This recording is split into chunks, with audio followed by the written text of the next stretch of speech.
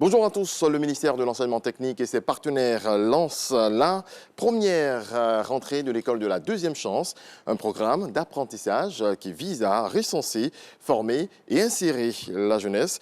Des jeunes qui, en fin de formation, auront des compétences afin de se prendre en charge. Regardons. L'école de la seconde chance se met en place.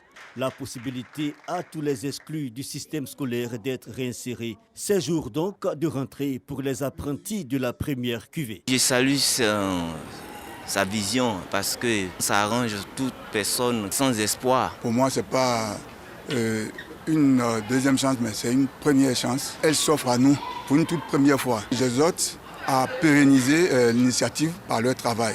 Parce que c'est à partir de nous qu'on pourra avoir d'autres promotions, d'autres générations. Ils sont 4000 à bénéficier au niveau national de cet outil de formation dans plusieurs filières, aide comptable et déclarant en douane, entre autres, le tout dans une période de formation théorique et pratique dans plusieurs entreprises partenaires. Nous sommes là dans le cadre de l'école de la deuxième chance, une vision de Monsieur le ministre qui donne la chance à tous ceux qui n'ont pas pu avoir une première chance d'avoir une deuxième chance, afin d'apprendre un métier et de s'insérer dans le tissu socio-professionnel. Il s'agit des formations que nous allons faire en alternance avec l'entreprise.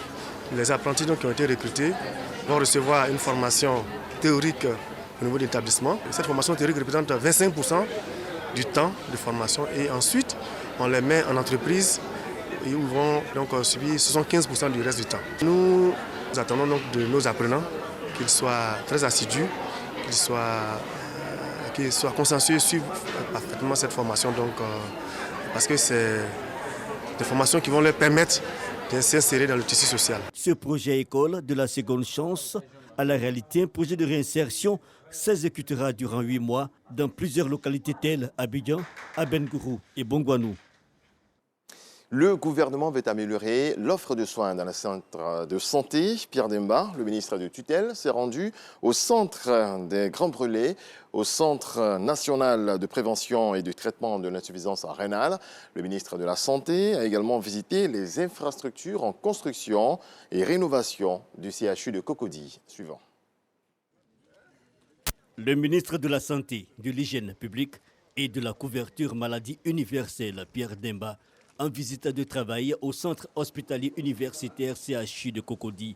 Au pas de course, le tour du propriétaire est fait et sont passés en revue le Centre national de prévention et de traitement de l'insuffisance rénale, le service d'aide médicale d'urgence au SAMU, le centre des Grands Brûlés et le service d'hospitalisation et d'accouchement du CHU en réhabilitation, sans oublier le nouveau bâtiment, une visite attendue par les responsables et personnels de santé.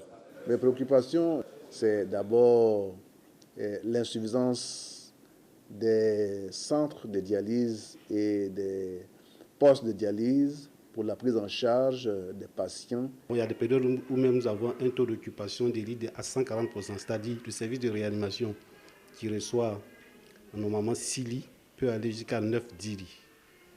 Vous voyez, et donc ça veut dire que la capacité du centre commence à poser problème. Nous allons réfléchir à d'autres stratégies, par exemple ouvrir d'autres structures ailleurs. Une visite pleine d'enseignements, l'accès aux soins, les infrastructures sanitaires. Le ministre Pierre Demba rassure quant à l'engagement du gouvernement à améliorer l'offre de soins. J'ai profité donc de la journée pour me faire une idée donc, de notre capacité de prise en charge et m'assurer que les travaux tels que programmés se déroulent bien. Il y a un programme important de plus de 1000 milliards qui s'exécute. Aujourd'hui, on a autour de 60% d'exécution. Les ESPC, qui sont des établissements de premier contact, qui administrent des soins de santé primaires, sont en train d'être construits un peu partout. Donc on est en train donc, de mettre en place le véritable plateau pour accueillir les malades. Avec la sortie de terre de ce bâtiment, en attente d'équipement au sein du CHU de Cocody, la mise en service du CHR de Mans et l'hôpital général de Danané, proposant des spécialités diverses, le gouvernement traduit en actes son ambition visant à la mise en place d'un système de santé performant. En bref, une image du football, le championnat d'Afrique des Nations qui se déroule en Algérie. Le finaliste de la dernière édition, le Mali, a connu une entrée en matière compliquée au CHAN 2022 et les aigles locaux ont été tout heureux d'arracher le nul face à l'Angola, 3 buts partout, à l'occasion de la première journée du groupe D au stade d'Oran. Dans l'autre match du groupe C, les Baréas de Madagascar ont surpris le Ghana 2-1. Dans le reste de l'actualité, depuis dimanche, les informations circulent sur l'enlèvement d'une cinquantaine de femmes en 2 vagues, jeudi et vendredi, par des terroristes dans la localité d'Arminda, dans le nord du Burkina Faso. Eh bien, l'information a été confirmée par les autorités burkinabées dans un communiqué ce lundi matin. En réalité, ce serait en fait non pas 2, mais 3 groupes de femmes qui auraient été kidnappées dans 3 localités, soit environ 80 personnes. C'est un tournant historique. La Chine, pays le plus peuplé du monde, où vivent un 6e des habitants de la planète, a vu l'an passé sa population baisser du jamais vu depuis 6 décennies. Cette chute s'annonce durable, peut-être jusqu'à la fin du siècle, selon des démographes, ce qui affectera durement l'économie et le système de retraite. L'actualité revient à 7 heures.